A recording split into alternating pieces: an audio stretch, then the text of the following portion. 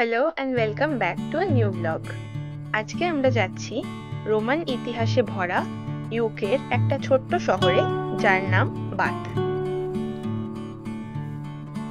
সকাল 9টা নাগাদ চলে এসেছি লন্ডনের ওয়াটারলু স্টেশনে। এখান থেকেই শুরু হবে আজকের জার্নি। সাউথ ওয়েস্টার্ন রেলওয়েজের এই ট্রেনটিতে চড়েই আমরা এবার রওনা দেব। ঘড়িতে ঠিক 9টা 5 বাজতে না বাজতেই ট্রেন চলতে শুরু করলো। আমিও বসে পড়লাম দারুণ একটা জানলার ধারে সিট নিয়ে। এই অপূর্ব সুন্দর চারপাশটা দেখতে দেখতে কেটে গেল 1.5 ঘন্টা মতো সময়। মাঝখানে একটি স্টেশনে নামলাম। এখান থেকে আমাদের ট্রেন চেঞ্জ করে অন্য আরেকটি ট্রেনে উঠতে হবে। পরের ট্রেনটায় উঠে দেখি এটা একটা কোয়াইট কম্পার্টমেন্ট। এখানে ট্রেনে একটা একটা করে কোয়াইট কম্পার্টমেন্ট থাকে, যেখানে জোরে আওয়াজ করা বা কথা বলা যায় না। এই ট্রেনটায় করে 1.5 ঘন্টা মতো রাস্তা পেরোলেই পৌঁছে যাব আমরা আমাদের আজকের ডেস্টিনেশনে। ঘড়িতে এখন বাজে 12:30 আর আমরা পৌঁছে গেছি বাথের ট্রেন স্টেশনে।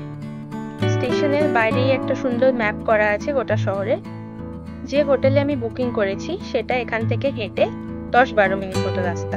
বাসও আছে, কিন্তু হেঁটে যেতেই ভালো লাগে।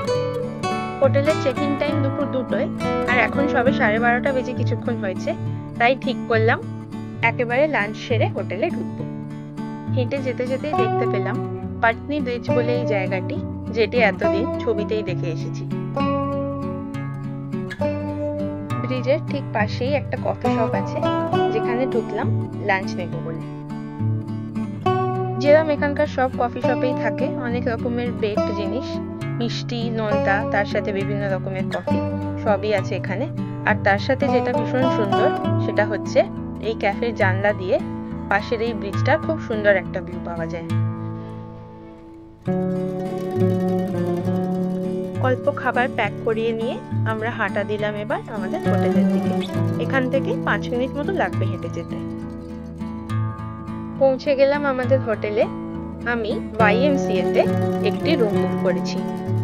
এটার লোকেশন একদম সিটি সেন্টারেই, আর আশেপাশের সব জায়গায় যেতে হেঁটে লাগে 5 থেকে 7 মিনিট সময়। এত সুন্দর লন দেখে বাইরে ওখানটাতেই বসে প্যাক করে এনেছিলাম যে খাবারগুলো ক্যাফে থেকে, সেগুলো খেয়ে ফেলে নিলাম লাঞ্চ। আর এত হাওয়া দিচ্ছিল জায়গাটায় যে বারবার খেতে গিয়েই মুখের সামনে চুল উড়ে আসছিল। যাই হোক, আমি যে খাবারটা এখানে খাচ্ছি সেটার নাম হলো কর্নিশ পেস্ট্রি। এটা ইউকের একটা শহর আছে কর্নওয়াল বলে, সেখানকারই বিখ্যাত খাবার। কিছুই না, একটা ডোয়ের মধ্যে মাংস, সবজি আর চিজ দিয়ে বেক করা। এরপর চেক ইন করলাম রুমে। একটু ফ্রেশ হয়েই আবার বেরিয়ে পড়লাম শহরটা ঘুরে দেখতে। ঘড়িতে এখন বাজে 3টে। আজকে ওয়েদারটাও ভীষণ ভালো, রোদ্দুর উঠেছে, আর নতুন একটা শহর হেঁটে ঘুরেও দেখতে লাগছে দারুণ। কিছুটা দূরে গিয়েই চোখে পড়লো Jane Austen centre. Jane Austen, যিনি একজন খুব বিখ্যাত নভেলিস্ট ছিলেন, তার জীবনে বেশ খানিকটা সময় কাটিয়েছিলেন এই বাথ শহরে। তার স্মৃতিতেই বানানো এই এক্সিবিশন সেন্টার আর গিফট শপ। বাথ শহরটা একটা ভ্যালিতে বানানো, ওই জন্য সব রাস্তাঘাটই কিছুটা উঁচু আবার কিছুটা নিচু। আর একটু গিয়ে চোখে পড়লো একটা অ্যান্টিক মার্কেট। ইউকেতে অনেক জায়গায় উইকেন্ডে এরকম অনেক রকমের মার্কেট বসে, সেখানে অ্যান্টিক জিনিসপত্র পাওয়া যায়, খাওয়া দাওয়া পাওয়া যায়। এটাও সেরকমই একটা মার্কেট। এটা গ্রিন পার্ক স্টেশন বলে একটা জায়গায় অবস্থিত, যেটা আগে স্টেশন হলেও এখন এরকম মার্কেটের পারপাসে ইউজ হয়।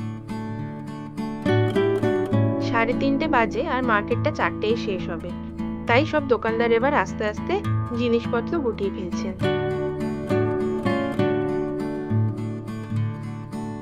চলে এসেছি যেটা দেখার জন্য এই শহরে আসা, রোমান বাথের সামনে। তবে আজকে যাব না, এখানে ঢোকার জন্য আগে থেকে টিকিট বুক করতে হয়, তো কালকের জন্য সেই টিকিটটা আমাদের বুক করা আছে। কাল সকালে জায়গাটা ঘুরে দেখব আর আপনাদের দেখাবো এই বাথ সিরিজের দ্বিতীয় ব্লগটিতে। সামনেই দেখা যাচ্ছে বাথ অ্যাবি, আর ডান হাতে রোমান বাথের এন্ট্রেন্স। ছোটবেলার হিস্ট্রি বইতে যেরকম সব ছবি দেখতাম, জায়গাটা ঘুরে মনে হচ্ছে যেন সেই বইয়ের পাতার ভেতর দিয়েই হেঁটে চলেছি।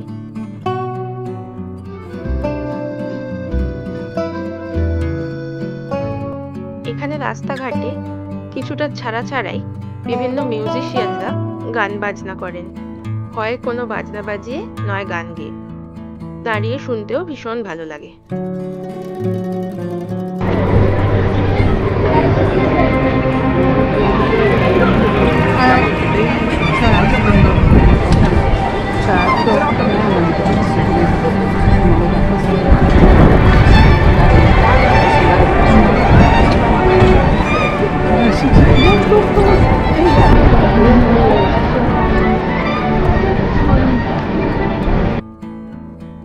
তারপর চলে গেলাম এই বাথ শহরের সব থেকে পুরনো বাড়িটি দেখব বলে।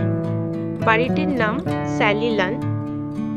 ভেতরে আছে একটা রেস্টুরেন্ট, তার সাথে একটা কিচেন মিউজিয়াম এবং একটা ছোট্ট বেকারি, যেখান থেকে চাইলে এখানকার বিখ্যাত বাথ বান কেনা যায়।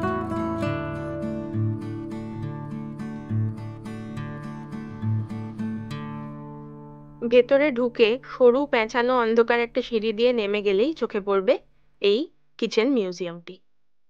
খুব ছোট্ট একটা মিউজিয়াম, যেখানে দেখানো আছে কিভাবে আগেকার দিনে এই বাথ বানটি তৈরি হতো। আর তার সাথেই আছে একটা দোকান, যেখান থেকে বানের সাথে সাথে আরো বাথের বিভিন্ন ফেমাস জিনিসপত্র কেনা যায়। ইটালিয়ান জেলাটোর একটা দোকানে গেলাম, সেখান থেকে একটা কোণে 2 রকম ফ্লেভারের আইসক্রিম নিয়ে বসে পড়লাম খেতে।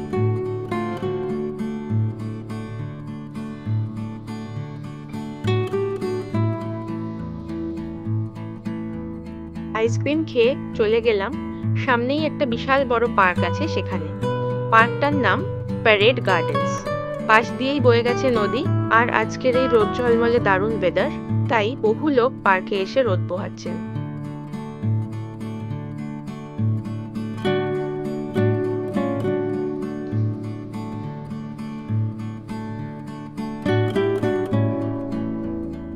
আমি গিয়ে বসলাম একদম নদীর ধারে।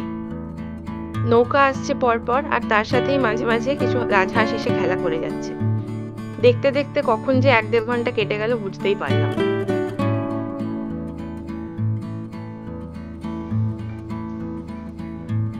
বিশাল বড় পার্কটা হেঁটে কিছুক্ষণ ঘুরলাম, আর তারপর চলে গেলাম একদম শেষ প্রান্তে, যেখানে আছে আরেকটা ব্রিজ।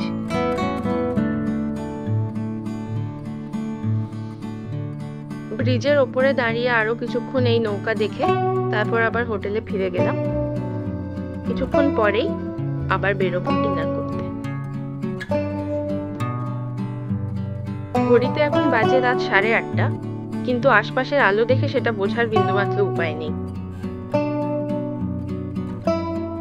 আর এখানে রাত বাড়তে না বাড়তেই রাস্তাঘাট একদম ফাঁকা হয়ে যায়, লোকজন প্রায় থাকেই না বললে চলে।